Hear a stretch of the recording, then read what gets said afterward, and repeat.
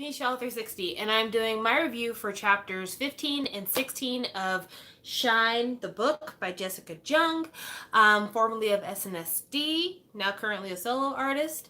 And I made myself giggle when I wanted to say 15 and because I was just thinking about High and thinking about Jamie Park Jimin and thinking about just all the young K-pop girls back when 15 and was a thing.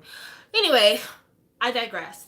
So, chapter 15 of this book starts out with Jessica eating namyeong with her family because it's summertime in Korea and that is a kind of cold noodle dish that people eat a lot. So, she talks about that. And when she talks about that, she is doing so with a dreamy look on her face because she is thinking about the man that she loves, Jason Lee, who sends her cheesy pickup lines and is just totally distracting her. She's basically a teenage girl in love, no big deal. But while her and her family are enjoying this family meal together, we are let in on a couple of different developments with the family. First, her mom basically has stopped talking to her since she got the pictures of Rachel being drunk, which, damn, I thought I knew some people who could hold a grudge. Hell, I thought I could hold a grudge, but apparently her mom is the pro at grudge holding, which this is one of those instances where I almost feel like this is a more relatable plot device to someone who grew up in an Asian household. And I don't say that to be rude or anything like that. I say that because I watch a lot of Asian comedians and a lot of them joke about like how strict and how kind of like borderline mean Asian parents can be when they're disappointed with you. And that particular paragraph or set of paragraphs kind of read that way, and so that's the reason why my mind is going there. That's the only reason. The dad, his dark circles are even darker than they used to be. She still doesn't seem like she gives a fuck about it. But while they're sitting at dinner enjoying food, the news comes across the internet that Kang Jin-ah from Electric Flower is leaving the group after 7 years. And of course, everyone is shocked. Well, I wouldn't say everyone, but I would say at least Rachel is shocked because she remembers hearing the conversation between Kang Jin-ah and her boyfriend Song Hyun-min about whether or not she should re-sign her contract. So she's like, oh my gosh, she really gave up Electric Flower? That's crazy. So then that immediately transitions to Rachel at school and Jason texting her during her free period. And I don't know what time her free period is, so I can't say whether or not the next thing that happens is weird or not. But oh no, I skipped a step. Kang Jin-ah leaves Electric Flower. Then we're treated to a scene of Rachel and Jason going to a movie theater for a few hours after practice. Right? I have a question. Rachel, you're still a trainee. You and Jason are going to go to a private movie theater after your practice at the entertainment company. Guys, let me know if I'm wrong, if you think that maybe I'm misinterpreting things. But didn't Rachel say that her mom really doesn't let her practice during the week? She only gets to practice during the weekends, basically. She has to make sure she gets her homework done. And she's wanting to debut with this new group. How does she have hours after practice to spend with Jason? If you've got hours available in your schedule after practice, shouldn't you be practicing more or maybe just getting some sleep? Why would you... Again, this is where having a boyfriend makes no sense for Rachel in her current life position. But I digress. Anyway, they're at this private movie theater that Jason rented out, watching Say Anything, which I need somebody who's familiar with Korean entertainment, not devices, entertainment facilities. Someone who's familiar with Korean entertainment facilities, can you please tell me, do you go and rent out a movie theater, a private viewing room to watch old movies? I mean, it feels like you could basically go to a hotel and do that. Isn't the point to be able to rent out a private room to watch a brand new movie? They were choosing between either Train to Busan or Say Anything. Train to Busan came out, what, 4 or 5 years ago, I think? Say Anything came out at least 30 years ago. What? But anyway, That happens. The next day she's at school. Jason texts her, is like, hey, it's your free period. I want to talk to you. Does Jason work?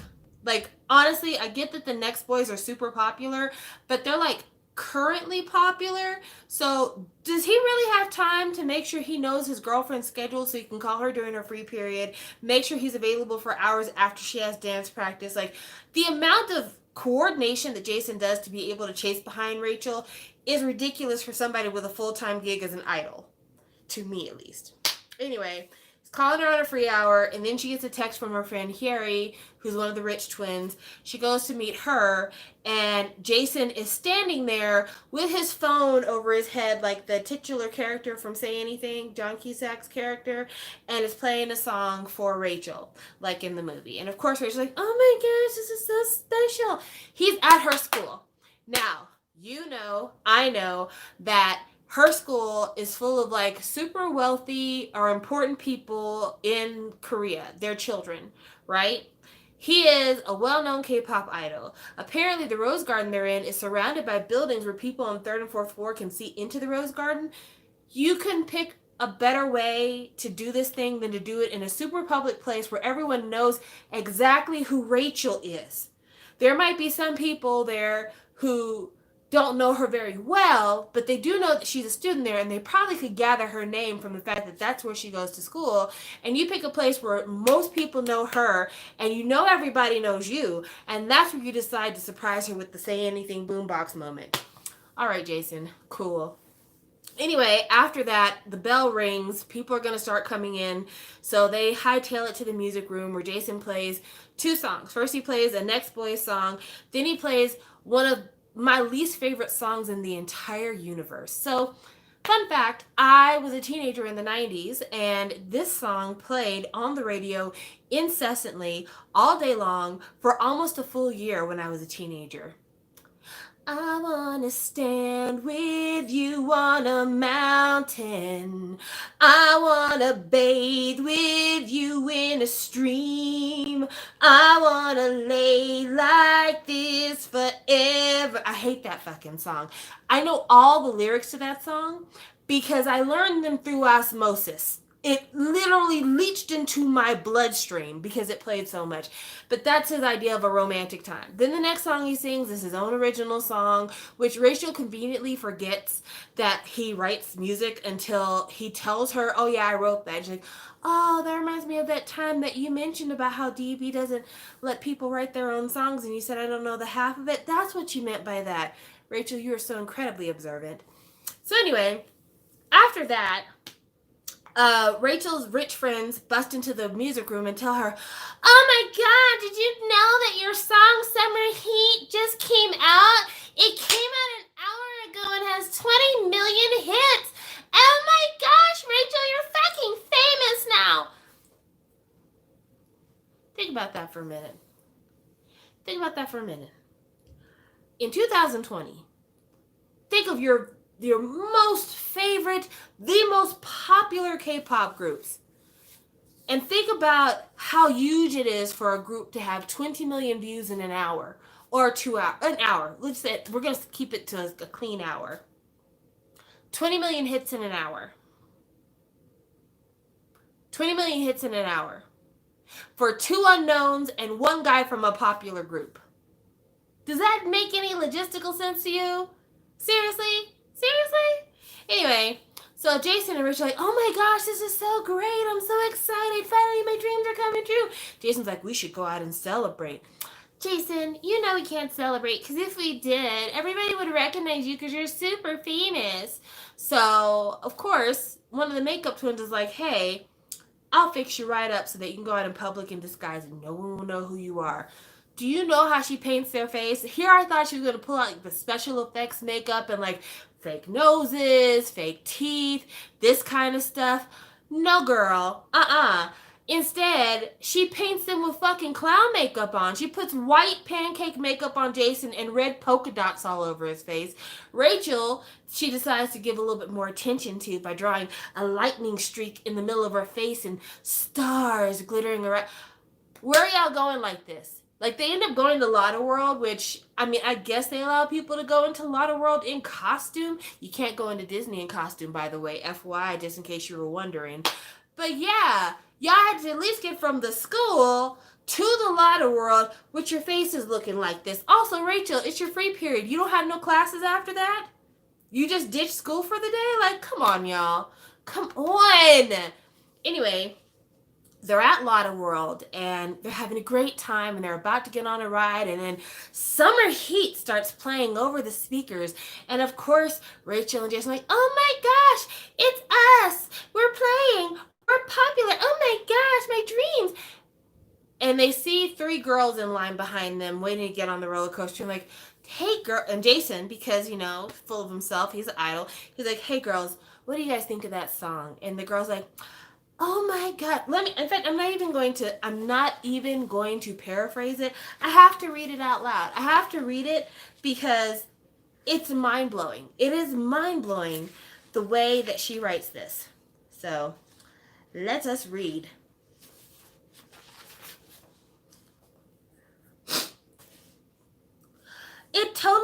The girls look around our age, blah, blah, blah. It totally is. I'm obsessed, Purple Bow says. I already know all the lyrics. The song came out an hour before Jason and Rachel decided to go to Lotta World. This girl knows all the lyrics. The song's probably at this point been out maybe 3 to 4 hours. She knows all the lyrics. Okay. I already know all the lyrics. You saw the music video, right? Red Bow says, pretending to swoon, draping her hand across her forehead. Jason is looking seriously fine. Pink Bow pops up the music video on her phone, zooming in on Jason's face. Seriously? Can I just have his babies already? How can someone be so cute and talented at the same time? Imagine hearing that sweet voice saying goodnight to you every day, Purple Bow says. All three girls giggle. They seem to have totally forgotten that Jason and I are still there chattering amongst themselves as the music video plays. So they're all consumed. They're not even talking about his voice. They're basically talking about like how they want to have sex with him, everything goes. Typical Stan fare. This is where it gets interesting. Someone beautiful. What kind of girl would he like? Someone beautiful, obviously, and probably ridiculously talented and mature. Nothing like those two girls he's singing with. Can you believe them? Pink Bow says with a sneer. Right, totally slutty, Red Bow says, rolling her eyes. Look at their outfits. You can see everything. It's gross. Don't they know little kids are watching this? So Rachel, she's like, the fuck? Okay, why are you just assuming we're sluts? Why are you talking about our outfits? We don't even get to choose our outfits. What the hell? I'm feeling bad for Rachel in this moment. And then after that, of course, Jason realizes that Rachel is like getting tore up because it keeps on coming. This one doesn't even have the body to pull off that dress like that. Hello, put those daikon legs away. No one wants to see that. And this girl singing harmony with Jason, she totally looks like the desperate type. She's probably trying to seduce Jason behind the scenes. Look at the way she's staring at him. They're lucky to be close to Jason, Red Bow says. But honestly, DB should have picked someone else. These girls aren't even pretty enough to make up for their lack of talent. So they say all this, right? Jason's response to Rachel is, yeah, it's tough hearing other people's opinions about your performance. It never really gets easier. But you know what will cheer you up? Caramel popcorn. Now, at this point, even Rachel's like, the fuck do you mean criticizing my Did you actually hear what they said? Am I in a parallel universe? They didn't say anything about our performance. They called us sluts. They slut-shamed us. And then they made fun of our appearance and accused us of being, basically whores. How did you miss that? Honestly, if I was Rachel, any affection I would have had for Jason would have immediately melted to dust. I'd have been like a pile of sugar in the rain. It just would have disappeared. Like there would have been nothing left but a stain on the concrete. Because okay, Rachel makes a point of telling us in the beginning that she is raised an American feminist. You don't see how this guy doesn't give a fuck about you? Like, seriously, like, he likes you, true enough, but he doesn't care enough about the fact that you are being slut-shamed. And again, Jason is so fucking reckless. He doesn't care about whether or not they're caught dating, because I guess he figures he can wheedle his way out of it, but he doesn't even think about the fact that this would ruin Rachel's career. Like, this would totally fuck her world up. And then when he hears people calling her all these names, already he's getting a taste of the way the public feels. And this is not the first time he's gotten a taste of how the public would feel if he had a girlfriend. When they thought that was his girlfriend, when they did the fan signing, they were ready to riot. Then he's hearing from fans up close and personal how they don't even like to see him singing with a girl. But he's just like, no, don't worry. DB doesn't care about the anti-dating policy. That's just a thing that they do because they want to be strict on us. Jason's an idiot. Leave him alone. Like, seriously, leave him alone. Completely just leave him alone, girl, because he's never going to have your back. He's never going to understand. You're going to be having the same argument at least 2 more times in this book, probably, because he already sounds like a complete numbskull. But anyway, after that, they go to one of those Korean drinking tents to have, like Korean street food and soju. And guess who's in the tent getting drunk? It's Kang Jin-ah. Why do I know that? Because the first thing they mention are her fucking nails. I swear, Jessica is obsessed with nails. Like, I've heard so much about people's nails in this story that I don't ever want to hear any more about. It's ridiculous. But yeah, like this was the first time in a while in reading the chapters that I was like, I feel for Rachel. I really do, because she is getting shit on by her mom. She's getting shit on by the fucking fans. Like, she's taking a lot of hits here. But at the same time, Rachel does nothing to, like, stand up for herself. She does nothing to try to make her situation better. She just really seems like she just doesn't give a fuck at all. Ever about anything. And it's annoying to me. It's like she just lets herself be swept up by the winds of change. And I just can't imagine being an idol and not being stronger and not trying harder and not being more protective of yourself, knowing that people are looking for anything to dig at you with. It's just, I don't get it. I do not get it. But, Jessica wrote this. And so there you go. That's her opinion of, what makes for a good protagonist in life. But yeah, Rachel needs to speak up. She needs to speak up, and she needs to get out of her digmatized trance, and she needs to quit following Jason with her nose wide open before he gets her in some real trouble. Because at the end of the day, when it counts, they would rather throw you, Rachel, the girl, to the wolves than to endanger their idle cash cow guy. You're not worth it to them, and you never will be. You never will be. But that's my opinion of this. I'm going to read some comments here. So let's start with Sky Sapphire says, I still hate how Gina's boyfriend expected her to give up her career but wants his career in America. So I feel like you read a little bit ahead of me.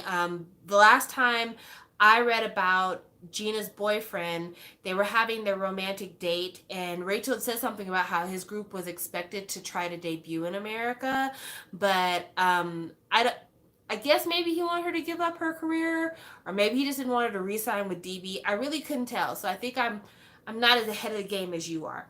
Next, he sounds so jobless, LOL. He really does. Jason sounds like he has nothing the fuck better to do. The fact that as an idol, he can, like, fly to Japan and hang out for the day and come back, and he's got that kind of schedule, and he's not trying to use that to sleep. At this point, homeboy wants a scandal. He does, Celine. He really wants to get caught. He's trying so hard to get caught. This is clear pandering to her ego. Oh, absolutely. Of course, Rachel makes her friends be like, you're the best. Everyone thinks you're a hit. Oh my gosh, you're, woo! Yeah. And then, ditching school for a boy, really? Yeah, well, she would do that. She doesn't give a damn about school. She doesn't care about school at all. She's not trying to graduate. She's trying to go into K-pop. School is just a means to an end. It's something you have to do until you don't have to do it anymore. She just doesn't care. She just really and truly doesn't care. There was something that I had missed from a previous chapter that I meant to talk about today, but I'll be honest, this has been a really rough couple of days for me, and I've been high-key distracted. The water went out in our apartment on Tuesday morning and didn't come back on until tonight. So we were like 2 days without water. Luckily, my mom lives not that far from me, so I was able to like pack up all my toiletries and stuff and go to her place and like bathe and do all that kind of stuff. But yeah, it was not fun around here. We didn't have no water. Like, it's just dry. You just turn on the faucet and it just That's all you hear. Nothing. So I'm sure there's things that I meant to talk about that I am forgetting to talk about. But again, like I said, my mind is scrambled right now because I just can't think of anything, to be honest with you. I'm trying. But if you have any open questions for me about the book, let me know. From what I can tell, let's see, we're at 17 and let me just double check. I want to say there's 27 chapters and 17 is the next chapter. So we've got, what, 10 more days before we're done with this book. And I'll be so glad when we are done with this book because I'm tired of reading it. This is literally like Wattpad, or this is Wattpad fiction. Like this is really like amateur stuff here. And the fact that I paid, gosh, I think I paid $17 for this. I'm disappointed in myself. But yeah, there's just some things that strike me as inconsistent, and I really would like there to be a little bit more consistency with the characters, more consistency with, what Rachel is really about. I think there's a lot of self-insert for sure, but the places where she's trying to like not include herself or try to make Rachel a little bit different, she forgets about that later on in the chapter. It's like she'll remember it and then she'll turn around and forget it immediately. And I don't understand why she's like that. And I wish that somebody else would have fucking edited this book and read over this book. So I feel like we should have an exercise right now. So this is just a little mental exercise between you and me because I want you guys to be able to talk with me. It is the book club, so let's do a little book clubbing. If you could choose 2 K-pop idols to write a book like this, like kind of a tell-all without actually telling it all, like names involved and stuff like that, which 2 idols' lives do you think would make for the best authorship? Like, who has really got a story to tell? I think the last time we talked, I may have said that I thought that Gina, formerly of Cube, would have been a good idea to really tell the tale. But who all do you choose to like really tell the tale? Like, if you could pick one idol that could really tell the story and tell it because everybody's curious about what happened, who would it be? I'm looking at the comment sections I could see. Well, the live chat, because I don't see the comment section ever. TVXQ's Changmin. He would be really good. Because he could tell us like what actually happened with DBSK and like if he and Yuno are in contact with all of the other members of JYJ. I mean, we know that Yuno and Jaejung have spoken to each other before because we saw them when they were both in the military, like saying hi to each other and parents talking to each other. But, do they still talk with Toilet Water? Do they still talk with Junsu? Who knows? Lixbrick says, I would think Jackson and Hyuna. Jackson would be interesting if he told the whole truth. I don't know if he would be willing to tell the whole truth, though, just because he is trying to maintain his popularity in China, and so he might have to be a little bit discerning if he was to write something. Hyuna, on the other hand, I think she could like write the prose manual, like how to escape the paparazzi when you're in a relationship. Amber from FX. I'm going to be quite honest with you. I don't want to hear Amber's story because she seems like she would be very boring. Like her songwriting is kind of boring. So I'm not expecting any different from her if she was to write a book. The only thing that I think would be interesting is if Amber, I guess, could talk about kind of the demise of FX, could talk about how it was like rough for them because they didn't know where they were going to be once Red Velvet got introduced. So maybe if Amber just told the events to a ghostwriter and they wrote the story, it would probably be pretty good. Etuk, oh man, if Etuk was to write a story, I wouldn't even want to hear about Super Junior. I'd want to hear about like his family life. And I realize that's super invasive and it's none of my business. I'm just saying, in a fantasy world, if Etuk was like, I'm taking questions, what do you want to know? I really want to ask him, like, how do you deal with the aftermath of what your father did? Because I'm just thinking to myself, like, as a child who grew up in an abusive household, who grew up thinking that he was ugly and he was worthless and he would never be anything, but to take a chance on himself after being after being raised with all this negative reinforcement, and to make it as an idol, and then while you're in the military have your dad kill your grandparents and then kill himself, like, how does one continue living life in a positive way after that? That's enough to break any normal person. But then couple that on the fact that you are the leader of a K-pop group and people have a lot of shit to say about your K-pop group, and you're still trying to have a career because now you are the breadwinner of your family. Like, just, man, Etuk's Etuk knows where the bodies are buried for sure, but Etuk's got a lot to share with people on, like, just like mental fortitude. Like, how did you keep that from breaking you? Plus, he's the one who started that milk club or milk society where like all the idols get together and just like talk about what's bothering them. Also, like, Etuk as a person, how do you deal with being a person who has your own demons to deal with? You're trying to cope with celebrity, and then people that you literally saw grow up in front of your eyes dying before your eyes. Like, does it leave you completely jaded about this industry? Does it make you think, the hell with this, I'm out?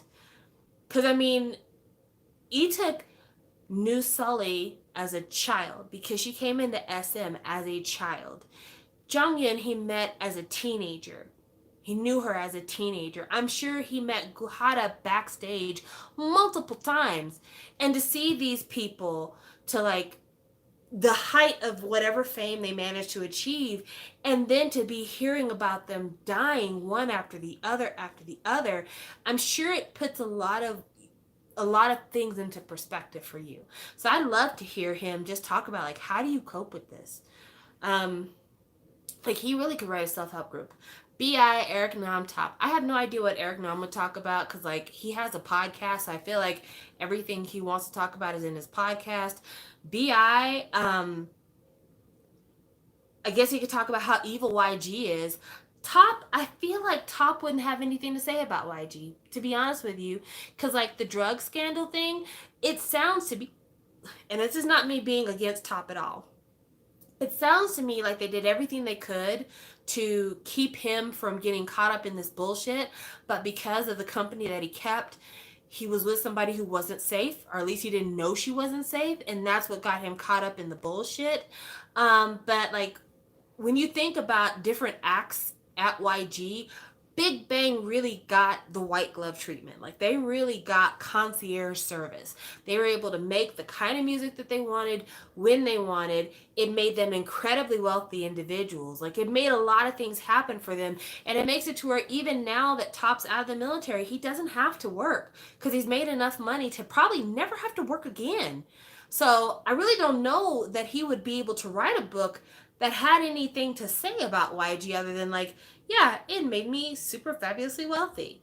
You know, and I doubt that he would ever write anything about what's going on with Sangri because there's a good chance that he'd be like, it would make me look bad if people know how much I turned the other cheek to that, how much I didn't engage with that at all. So I don't know if Top would have anything to say, really.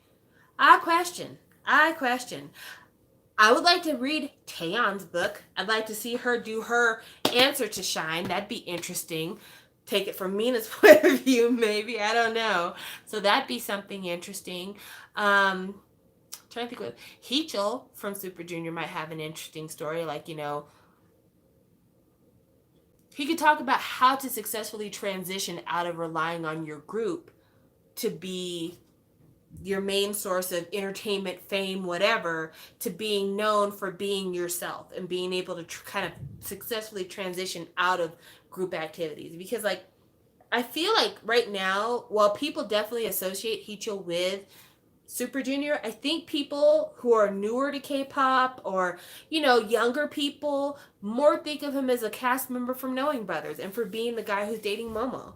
So, I mean, he's really made that transition. And if Super Junior was to disband tomorrow, I don't think that Heechul would be hurting for a job because he's managed to make that transition.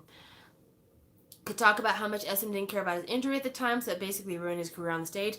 That is true. You could talk about how, like, the push to return to the stage led to long-term, you know, not illness, but long-term disability, and that's the reason why he can't really perform with Super Junior, because he can't really perform like that. Like, he can do a quick 2-minute dance on Knowing Brothers. But you know, it's not a 2-minute dance when you go to the Super Junior concerts. That's a couple of hours worth of dancing, and his knees, his back, it doesn't do those things anymore. So that would be interesting. Wattpad Loving the Girl Next Door by Vera Mikkelsen. Okay.